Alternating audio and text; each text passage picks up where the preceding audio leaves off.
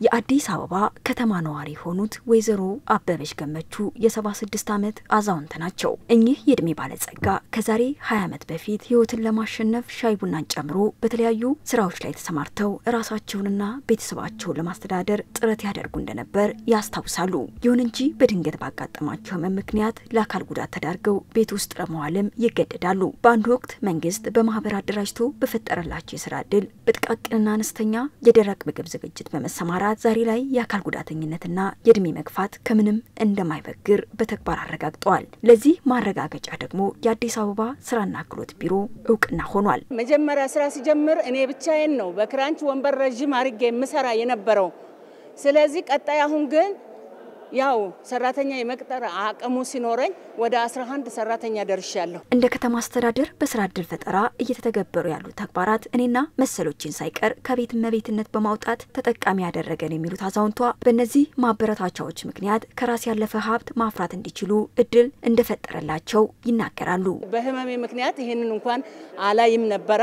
በዚህ ምክንያት ይሄን በማየት በጣም ደስ ብሎኛል። በጣም ሞራል የሚሰጥ በጣም ደስ የሚል በጣም ደግሞ የሚያነሳሳ ለሴቶችም ሆነ ለወጣቶችም ሆነ ለወንዶችም ሆነ ለእናቶች ከቤት አውጥቶ ይሄንን ምርቃት በመደረጉ ሞራል ሰጥቶናል። በርትተን እንድንሰራ በታቻችን ያሉት ወጣቶች ሴቶች ወንዶች በርትተው እንዲሰሩ እኛ ተምሳሌት ሆነን ጠንክሮ እንዲሰሩ የሚያሳይና የሚያበረታታ ነው። እንደ ወይዘሮ አበበች ያሉ በተለያዩ የሙያ መስኮች የተሰማሩ ኢንተርፕራይዞችም መንግስት ለዘርፉ እየሰጠ ያለውን ትኩረት አድንቀው ለ13ኛ ዙር ተመራቂዎች የተደረገው የደረጃ ሽግግርና የእውቅና መርሃ ግብር ለቀጣይ ስራ የሚያበረታታ ስለመሆኑም አንስተዋል።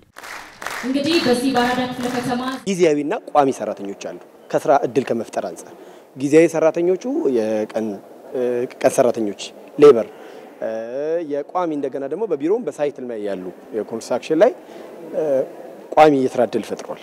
ስለዚህ ይሄንን መንግስት ይሄን ዘርፍ በመደገፉ አንደኛ የስራዓት ከመቀነስ አንፃር ትልቅ ሰፊ የሆነ ድርሻ አለው። ለትልልቅ ለመንግስት መስሪያ ቤቶች ዩኒፎርሞችን ግብአቶችን ያቀርብኩኝ ይገኛለሁ። እንግዲህ ነገሮች ከተመቻቹልኝ ከውጪ የገዛ ምናስገባው ነገር እዚሁ ሀገር ውስጥ ያመረትን ለማስገባት ያሰብን ነው። ከ6 ዓመት በላይ የሆነ ጊዜ ነው የወሰድነው።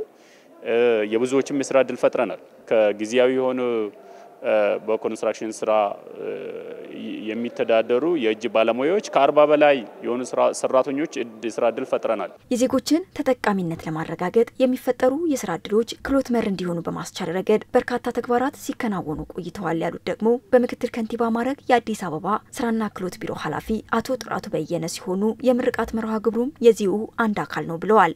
ከተማችን ውስጥ ለጀመርናቸው ትልልቅ ስራዎች አስተዋጽኦ የሚያደርጉ በተለይ ደግሞ ኢምፖርት ሰብስቲቲዩት በማድረግ በሀገር ውስጥ የሚመረቱ ምርቶችን እንድንጠቀም በማድረግ በኩል በእንጨት ስራ፣ በብረት ስራ፣ በጋርመንት ዘርፍ ላይ በስፋት በመሳተፍ ዛሬ በትምህርት ቤቶቻችን የሚለበሱ ዩኒፎርሞች፣ በየቢሮዎች ያሉ ፈርኒቸሮች፣ በተለያዩ ደረጃ የምንጠቀማቸውን ግብአቶች ከውጪ በማስቀረት በሀገራችን ምርቶች የምንኮራ እንድንሆን በጥራት በመስራት አስተዋጽኦ አድርጋቸዋል። ለዚህ ከተማ አስተዳደሩ ትልቅ ምስጋናና ክብር አለው። ጥቃቅንና አነስተኛ ኢንተርፕራይዞች ወደ መካከለኛ ደረጃ የተሸጋገሩት የስራ ዕድል ፈጠራ ያላቸው የሀብት መጠን፣ ትርፋማነት፣ የገበያ መጠንና በአጠቃላይ በ9 መስፈርቶች ተመዝነው መሆኑን ያነሱት አቶ ጥራቱ በየነ ተመራቂዎች መንግስት የሚያደርግላቸውን ድጋፍ በአግባቡ በመጠቀም ለተሻለ ውጤት መትጋት እንደሚገባቸው መልእክት አስተላልፈዋል።